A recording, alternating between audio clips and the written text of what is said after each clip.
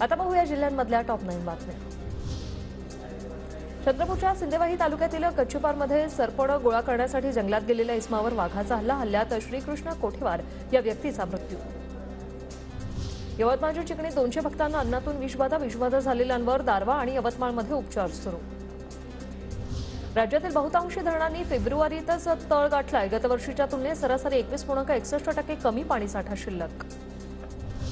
नाशिक जिल्ह्यात दुष्काळाची गंभीर परिस्थिती। 437 गावात आणि वाड्यात टँकरने पाणीपुरवठा सुरू। जिल्ह्यात दुष्काळाचं संकट। बुलढाणा जिल्ह्याच्या खारपान पट्ट्यातील 128 गावांचा पाणीपुरवठा आजपासून बंद। संग्रामपूर आणि जळगाव जामोद तालुक्यातील ग्रामपंचायतीवर तब्बल 13 कोटीची थकबाकी न भरल्याने 128 गावं आजपासून पाण्याविना।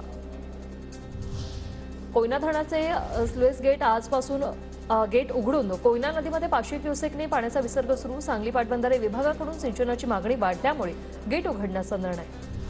नागपुरात वाहतूक नियम मोडणाऱ्या वाहन चालकांवर पोलिसांची कारवाई। 1 जानेवारी 2020 ते 31 डिसेंबर 2023 या दरम्यान नियम मोडणाऱ्या 23,000 जणांचे परवाने आरटीओकडून निलंबित। माघी एकादशी निमित्त पंढरपुरात विठुरायाच्या मंदिराला फुलांची आकर्षक सजावटीसाठी तब्बल 2 टन फुलांचा वापर। विठुरायाच्या सावळं रूप डोळ्यात साठवण्यासाठी राज्यभरातून लाखो वारकरी दाखल। माघी एकादशी निमित्त पंढरपुरात वारकऱ्यांची मांदियाळी। राज्यभरातील 5 लाख भाविक पंढरपूरमध्ये दाखल। विठुरायाच्या दर्शनासाठी भाविकांचा 5 ते 6 किलोमीटर पर्यंतच्या रांगा।